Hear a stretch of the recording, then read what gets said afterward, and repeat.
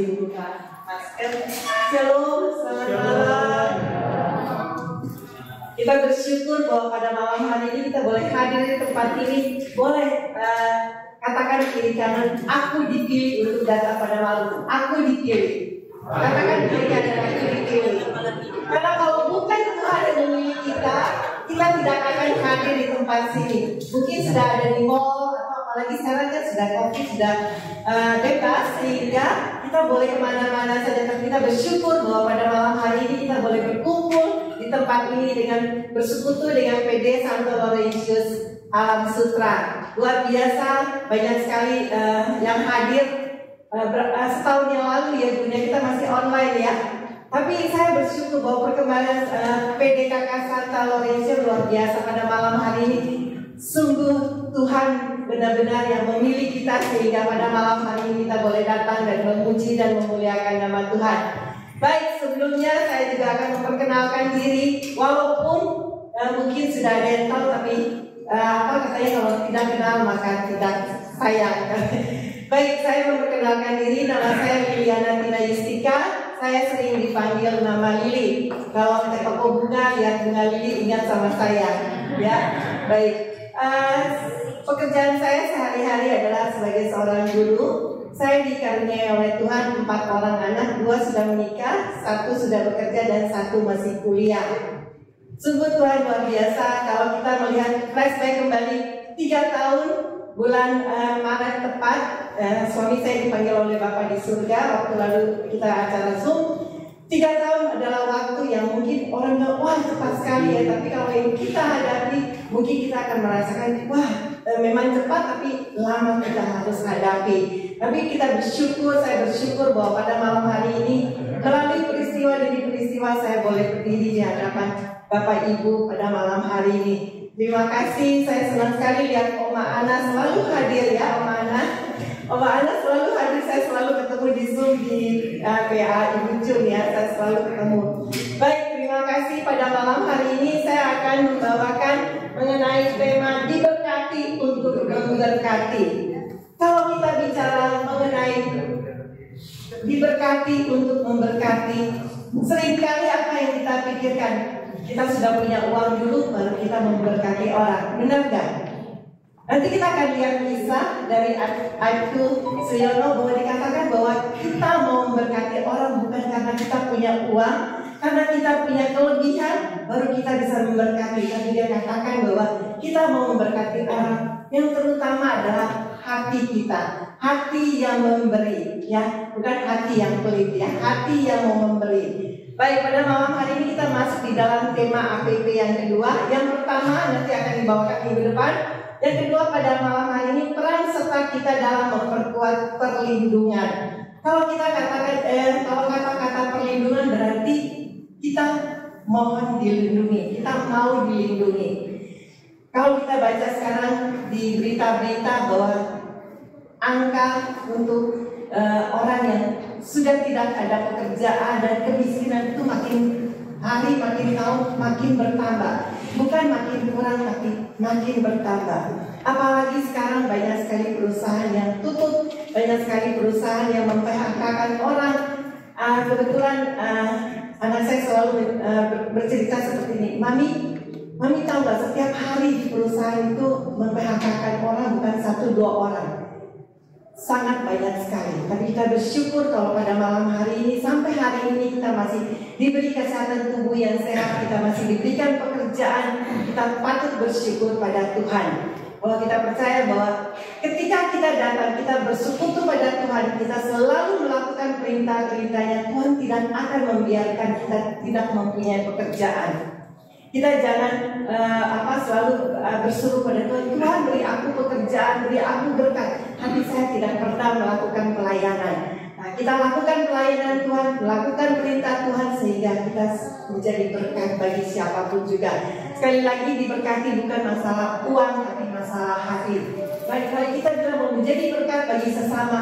Ketika kita punya, kita gampang sekali melakukan. Tapi ketika kalau kita lagi jatuh, kita nggak punya apa-apa, apakah kita bisa melakukan hal itu? Kita mau lihat bahwa ternyata orang memberkati orang bukan karena banyak duit, karena memang Mempunyai hati itu yang terpenting. Baik, kita akan masuk di dalam bacaan pada malam hari ini. Bacaannya tidak panjang. Di dalam Amsal 11 ayat 24 sampai dengan 25 mau ditayangkan. Kalau bisa bawa Alkitab, ya. Jangan. Kalau bisa bawa Alkitab. Nanti Alkitabnya apalagi udah 3 tahun lengket katanya. Ya udah nggak bisa dibuka lagi. Sudah nggak bisa dibuka lagi. Baik, kita bahas. Amsal 11 ayat 24 sampai dengan 25. Kita baca bersama-sama karena ayatnya pendek sekali. 1, 2, 3. Ada yang menyebar harta tetapi bertambah kaya. Ada yang menghemat secara luar biasa namun selalu berkekurangan. Siapa banyak memberi berkat diberi kelimpahan. Siapa memberi minum ia sendiri akan diberi minum. Amsal 3 ayat 27 sampai dengan 28. Janganlah menahan kebaikan dari orang-orang yang berhak menerimanya, padahal engkau mampu melakukannya. Janganlah engkau berkata kepada sesamamu, pergilah dan kembalilah, besok akan kuberi, sedangkan yang diminta ada padamu. Demikianlah sabda Tuhan. Baik, Bapak Ibu terkasih, Oma dan anak-anak, luar biasa ya pada malam hari ini. Jadi ada anak-anak lagi, bukan anak-anaknya disuruh ikut hadir. Baik, di dalam Amsal 11 ayat 24 sampai dengan 25 dikatakan bahwa ada yang menyebar harta tapi bertambah kaya, ada yang menghemat secara luar biasa namun selalu berkekurangan. Bapak Ibu yang terkasih dalam Kristus, kata-kata dikatakan bahwa siapa yang menyebar harta, tetapi ada orang yang bisa bertambah kaya, ada orang yang biasa tidak bertambah, sehasta sedikit pun juga tidak bertambah. Tapi sekali lagi bahwa Tuhan selalu melihat kita, apa yang kita lakukan, apa yang kita lakukan semua dengan hati. Jadi selalu apa yang kita berikan bukan sebagai suatu ukuran. Ya kalau kita bilang, seringkali kalau kita terima sesuatu, kita selalu bilang apa? Terima kasih, benar gak? Terima kasih. Kita terima dan kita harus kasih.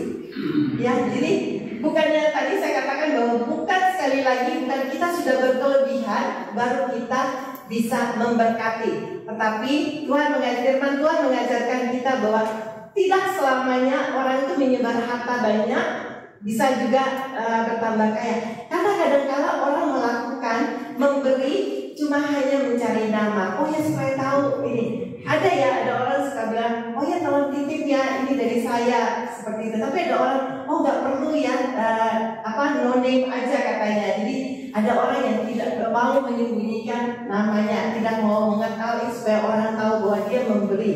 Nah inilah yang seringkali kita alami bahwa kadang-kala orang tidak menyebar harta dalam arti kalau kata tanda kutip pelit, ya.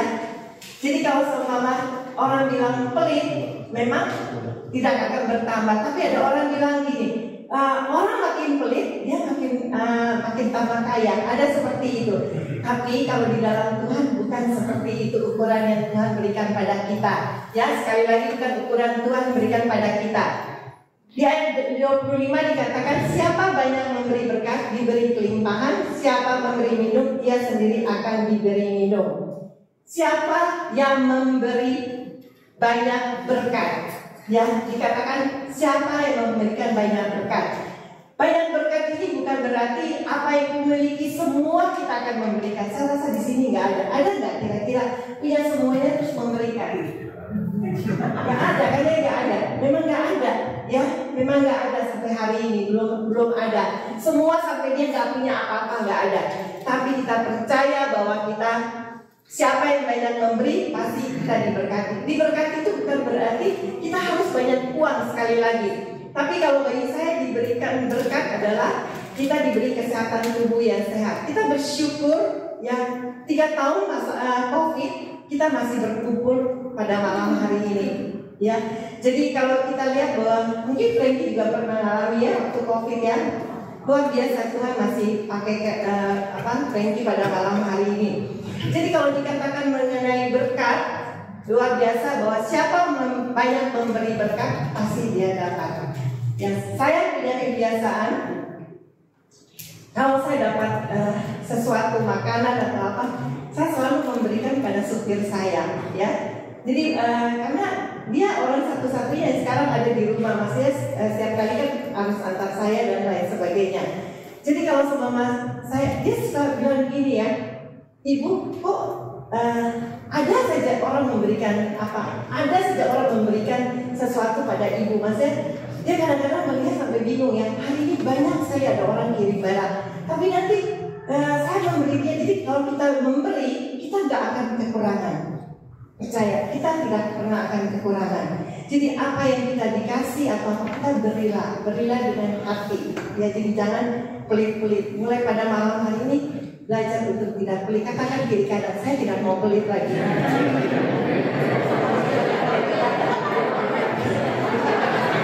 Kalau tadi saya katakan kalau kita banyak duit, kantong tebal, kita memberi gampang. Ketika kita tidak punya, kita ditantang mau memberi apa tidak, ya.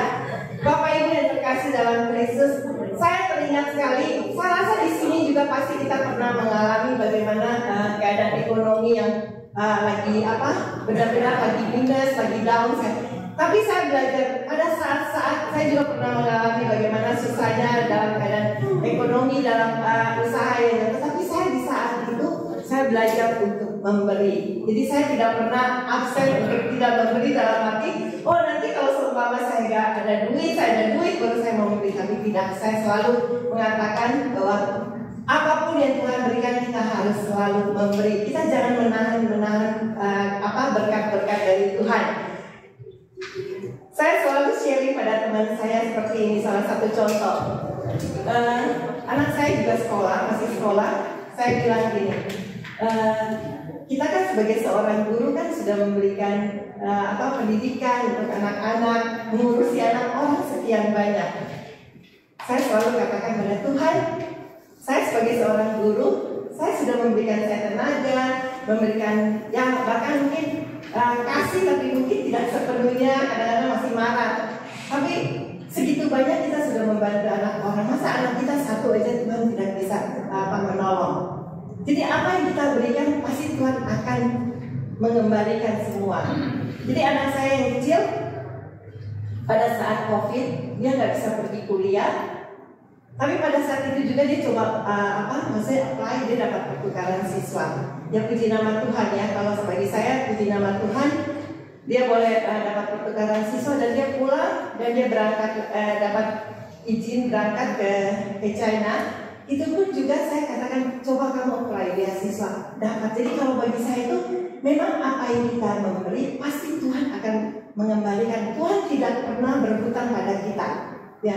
Tuhan tidak pernah berhutang sedikit pun sama kita.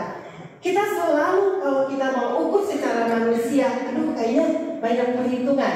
Ini baru kejadian minggu lalu.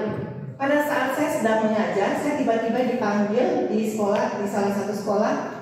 Dia katakan pada saya seperti ini, Bu Lili bisa nggak tolong kami karena ada satu guru nggak masuk, boleh nggak Bu Lili tolong bantu ngajarin kelas yang lain? Saya bilang oke, nggak apa-apa karena saya ada asisten ya.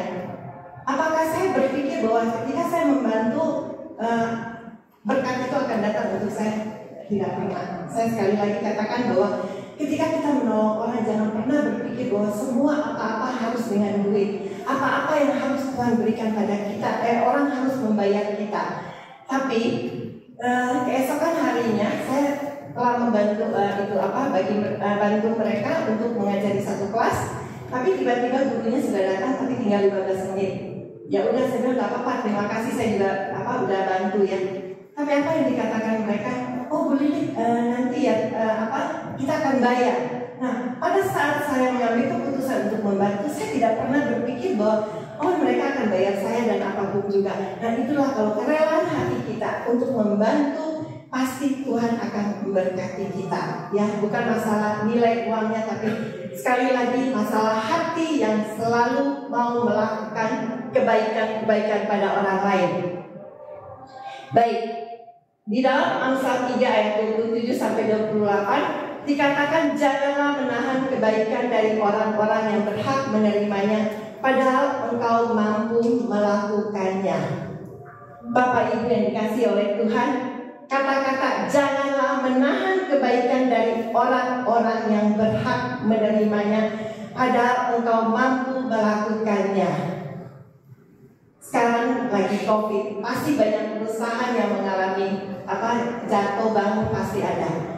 Tetapi kalau kita punya pegawai dan lain sebagainya, kita jangan pernah karena gara-gara COVID kita memotong gaji mereka, kita memotong bonus mereka dan lain sebagainya.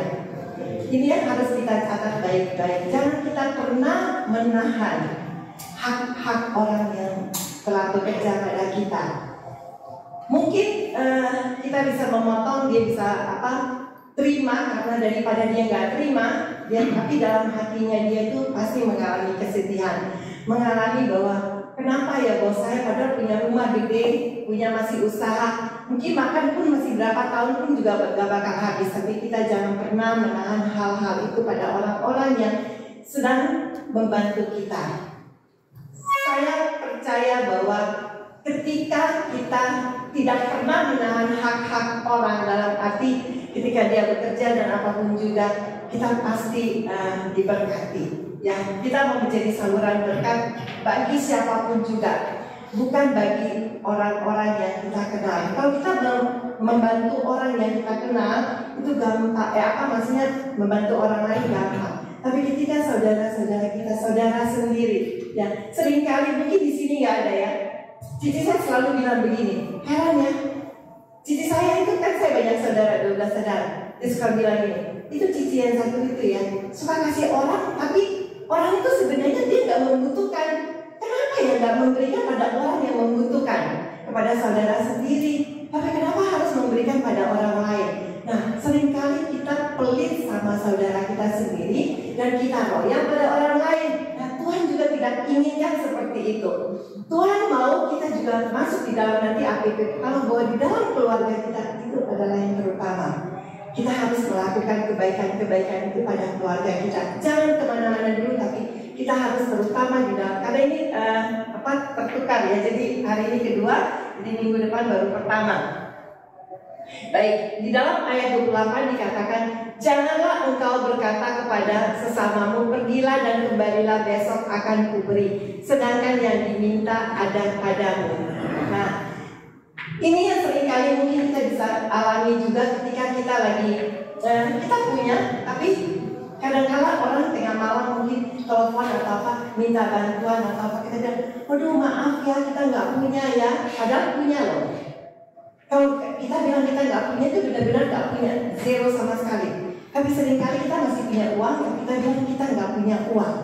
Ya, kita nggak punya uang, kita nggak bisa membantu orang, padahal kita punya. Ya, ini yang seringkali kita terjadi di dalam kehidupan kita. Jadi kalau dulu suami saya almarhum selalu mengatakan gini, kalau orang minta bantuan sama kamu, pasti kan dia membutuhkan, ya. Gak usah dikei orang dari A sampai Z, baru kamu mau istilahnya nasihatin orang dan ujung-ujungnya tidak memberi, ya. Sudah ngomong panjang kali lebar dan memberikan nasihat dan tidak memberi. Jangan pernah seperti itu, ya. Kalau memang kita tidak membantu, kita ini jangan menceramai orang. Karena orang pada saat mungkin ada orang yang memang benar-benar dia membutuhkan, gak perlu tanya, oh itu perlu apa ya? Tolong kasih perincian apa-apa satu persatu. Gak perlu. Tapi kalau kita mau maksudnya membantu orang, bantulah. Jangan suruh kasih detail mau beli beras, beli apa dan lain sebagainya. Ya, itu Tuhan juga tidak inginkan pada kita.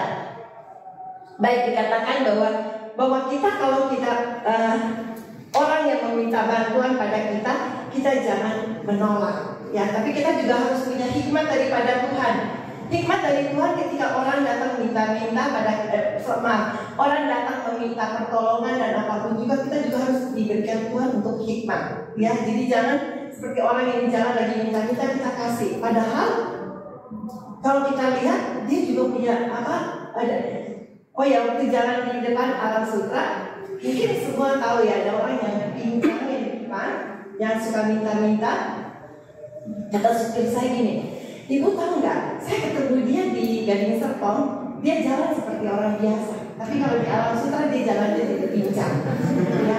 Nah itu yang saya katakan bahwa kita harus punya hikmat. Kita bukan selalu memberi, tapi kita juga harus minta hikmat pada Tuhan. Apakah ini kita harus bantu? Apa tidak? Ya. Baik, sekali lagi kalau kita mau diberkati dan memberkati, kita boleh buka di dalam Lukas 6 ayat 38. Boleh satu orang kalau baca? Berilah dan kamu akan diberi sesuatu takaran yang baik, yang dikadakan, yang digoncang, dan yang tumpah keluar akan dicurahkan ke dalam bidanganmu. Sebab ukuran yang kamu pakai untuk mengukur akan diukurkan kepadamu. Baik, terima kasih. Kata-kata terakhir dikatakan, sebab ukuran yang kamu pakai untuk mengukur akan diukurkan padamu. Jadi kalau kita memberi orang 50.000, nanti juga kita dapat 50.000, ya. Jadi kita berilah yang lebih sehingga kita juga akan diberkati. Saya selalu katakan pada anak-anak bahwa kalau kita itu memberi, jangan pakai hitungan-hitungan dulu ya. Kasih aja. Memang kalau kita mau kasih aja. Berapa minggu yang lalu, ketika ini saya bicara mengenai supir saya. Ketika saya ada terima sedikit, saya katakan saya berikan pada dia. Terus dia tanya sama saya, Ibu, kenapa Ibu bisa memberi pada saya? Padahal saya sedang membutuhkan.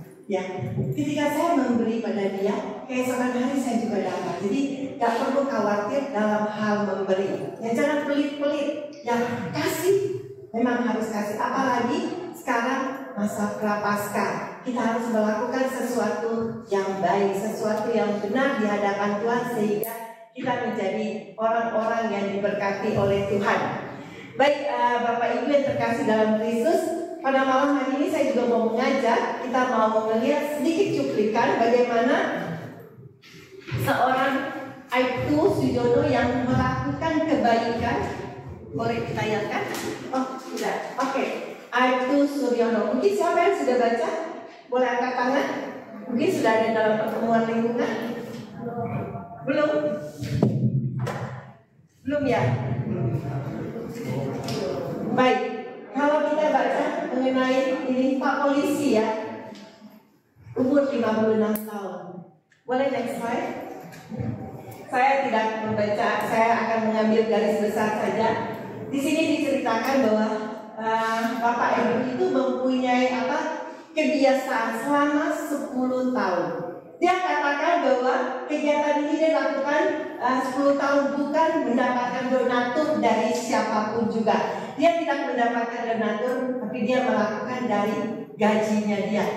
Kira-kira menurut Bapak gaji Pak Polisi besar atau kecil? Kecil, tapi dia mau melakukan, dia mau berbagi. Dia katakan bahwa dia melihat bahwa gaji dia sisihkan khusus untuk membantu orang yang tidak mampu, bahkan orang-orang yang cacat dan lain sebagainya. Dikatakan bahwa saya ikhlas, saya bahagia ketika saya bisa memberikan pada orang-orang yang membutuhkan, orang-orang yang kekurangan. Dia melakukan ini 10 tahun. 10 tahun adalah waktu yang bukan lama sekali. Mungkin sekarang gaji Pak Polisi gede, tapi waktu lalu gaji Pak Polisi kecil sekali. Ya, kita bisa membayangkan bahwa walaupun gaji dia kecil, tapi dia mau memberi. Kita belajar dari kisah ini. Nah, dikatakan bahwa kalau kita mempunyai keterbatasan ekonomi, kurang mendapat perhatian, maupun muncullah kepedulian sosial ini dari Bapak Aibtu ini karena dia melihat tetangga dia aja mau makan gak ada nasi, gak ada beras. Nah di situ awal mulanya dia mulai berpikir bahwa dia harus membantu orang-orang. Jadi setiap hari ada beras di motornya dia, nanti dia bagi-bagikan. Oke. Baik, lanjut ada juga dia membantu orang gangguan jiwa. Karena sasaran kegiatannya sosialnya.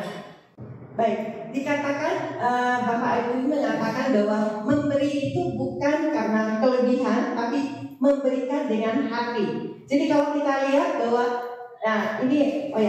kamu tak butuh banyak uang untuk membantu orang lain, kamu hanya membutuhkan hati untuk membantu mereka. Jadi kalau saya membaca kisah ini luar biasa. Saya pun belum melakukan hal ini. 10 tahun dia lakukan dengan gaji yang kecil. Dia bukan meminta-minta sama, oh ya saya butuh ini ya bantuan untuk membantu orang lain. Tapi dia mau menyisihkan seperti seorang janda yang miskin. Memberikan bukan karena kelebihan, tapi justru pada saat kita kekurangan.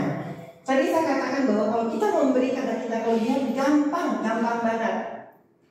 Tapi ketika kita memberi dalam keadaan kita kekurangan, dalam keadaan kita pas-pasan, itu yang merupakan suatu tantangan dalam kehidupan kita. Mari kita belajar melihat berapa Aibtu ini luar biasa ya. Jadi dia bukan saja di kotanya dia, bahkan di keluar kota. Jadi setiap hari dia bawa beras 1 karung ya kalau nggak salah, kalau nanti baca di situ di motornya dia untuk berbagi-bagi. Ya, baik, saya mau sedikit bertanya. Mungkin ada ini. Oh ya, saya sama ini. Mungkin kalau melihat pengalaman Bapak itu apa yang dapatkan?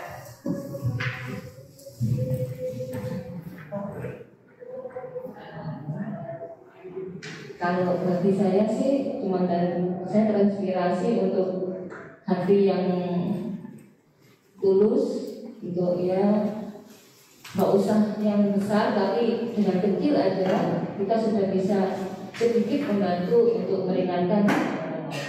Terima kasih. Baik, Pak, boleh saya tanya gimana menurut Bapak setelah melihat kisah ini? Membantu itu dalam kondisi apapun, jadi bisa membantu dalam kondisi seperti apapun, bisa membantu orang lain yang dia lebih besar dari kita. Terima kasih. Boleh Ibu?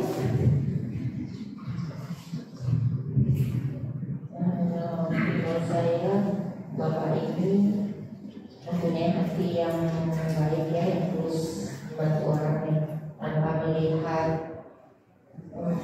tanpa melihat kondisi yang maksudnya dia meskipun gajinya kecil tapi dia tetap dari hati dia bisa membantu orang lain.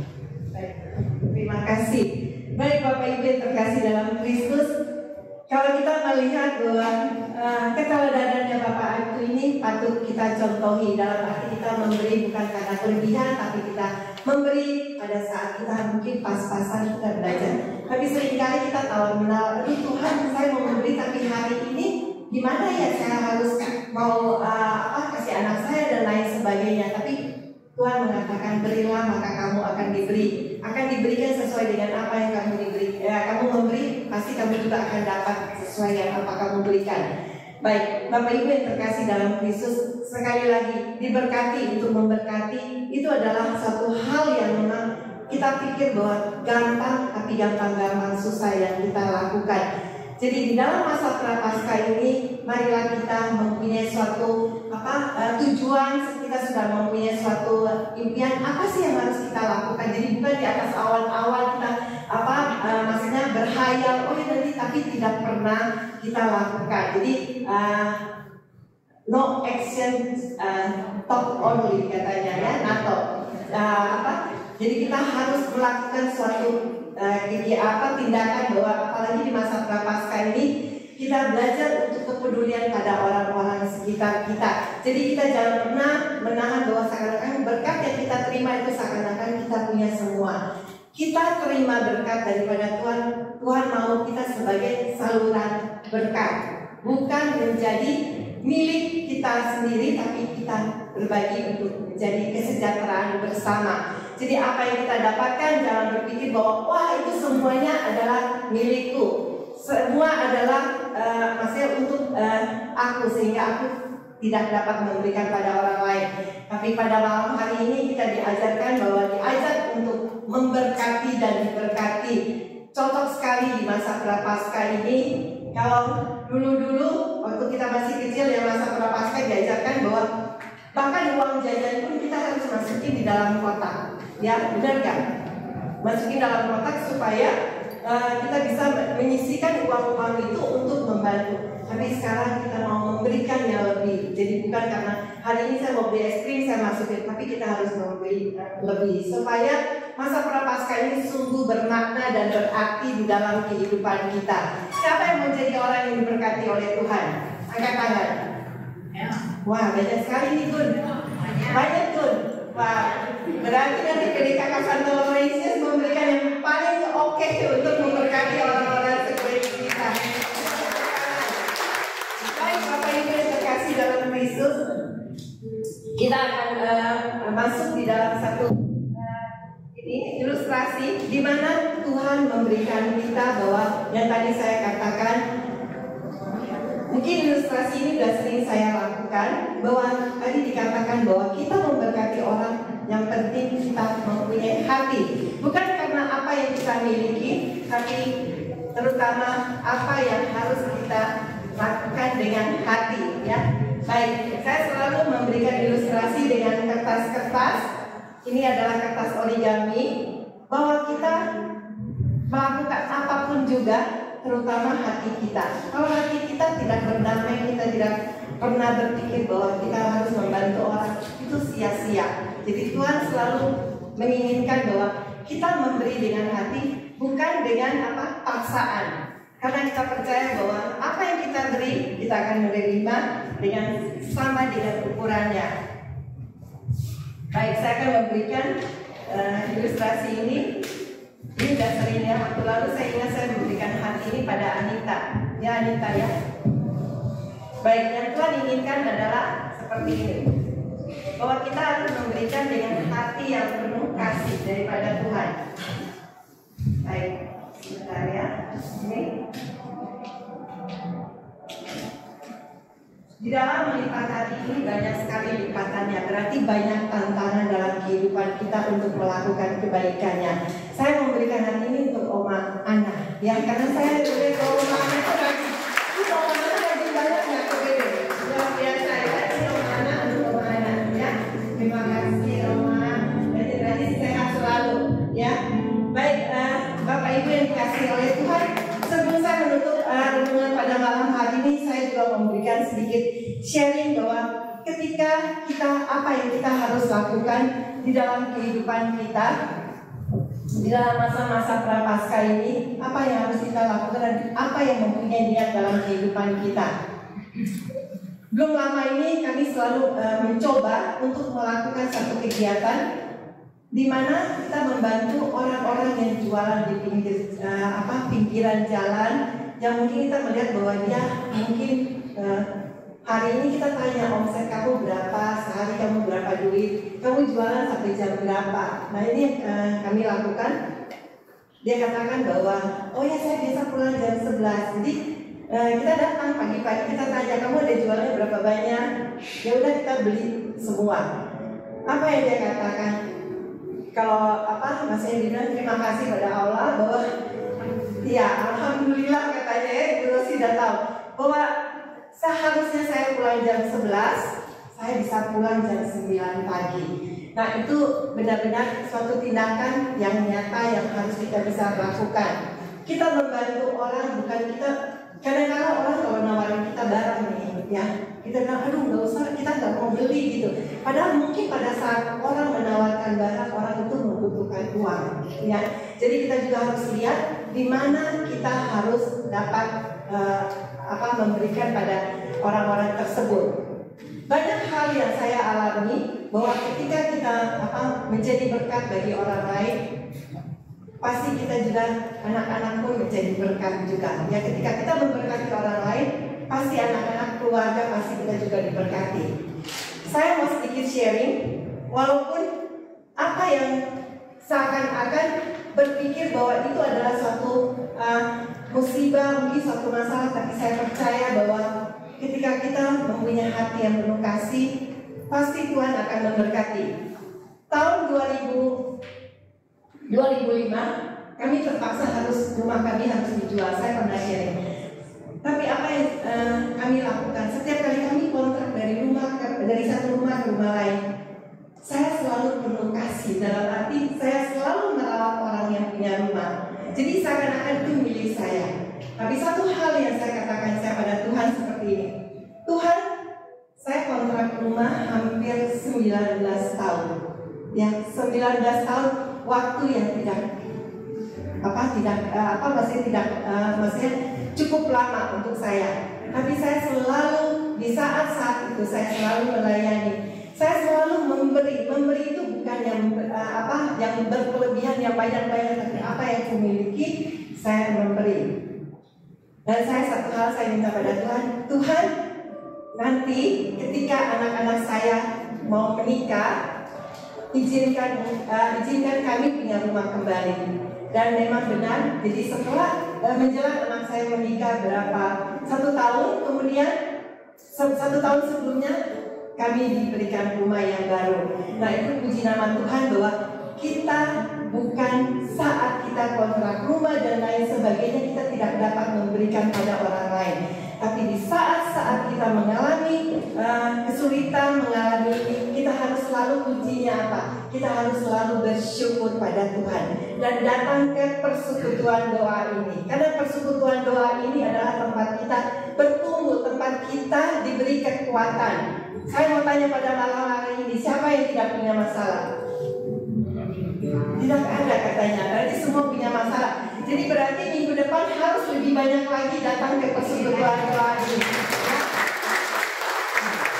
Jadi kalau kita benar-benar kita merasakan bahwa memang kita datang ke persekutuan doa ini, kita pulang pasti ada damai dan sukacita. Itulah kekuatan. Di sini banyak pelayan-pelayan yang memberkati dalam melayani dan lain sebagainya.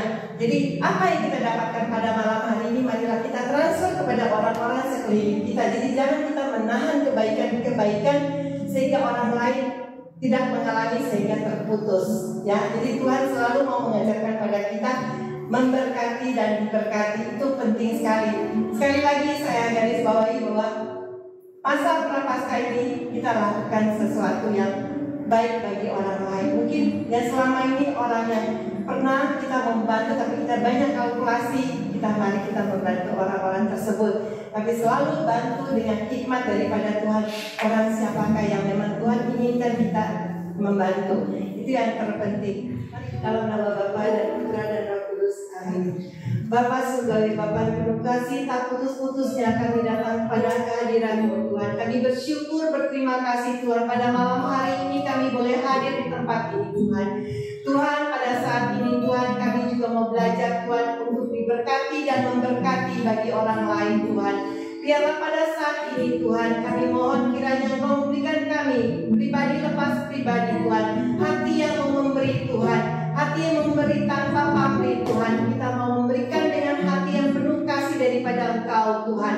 Tuhan, pada saat ini Tuhan, Kau jamah anak-anak-Mu pada saat ini Tuhan. Engkau tahu segala pergumulan yang ada dalam hati mereka Tuhan, di dalam kehidupan mereka Tuhan. Tapi jangan kiranya Tuhan melalui permasalahan yang mereka hadapi Tuhan, sehingga menghambat kasih daripada Engkau Tuhan.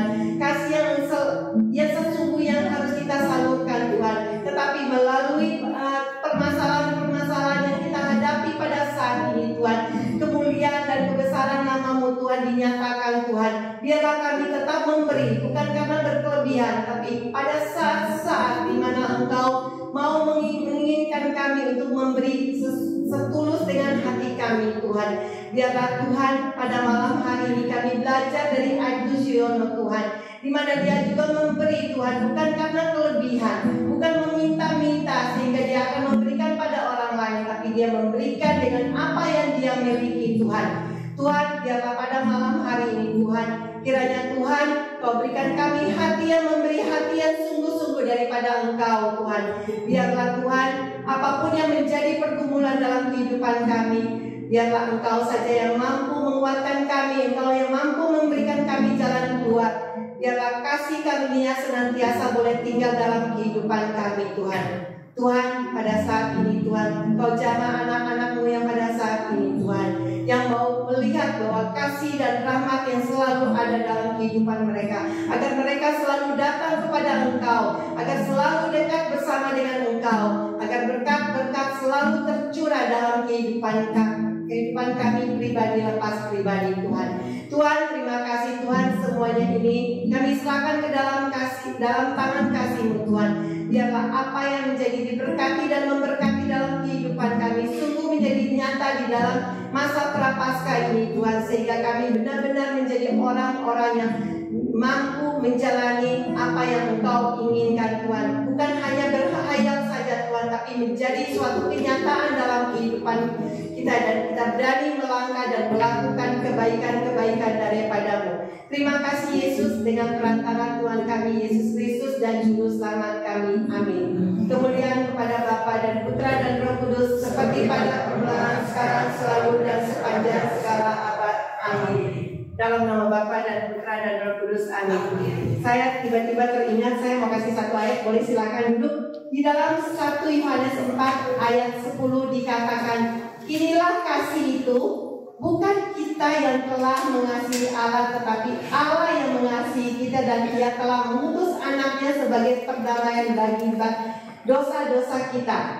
Dan di ayat 21 dikatakan bahwa dan perintah ini kita terima dari Dia, barang siapa mengasihi Allah, ia harus mengasihi saudaranya dengan melakukan memberkati sesama kita. Baik, terima kasih. Tuhan Yesus memberkati.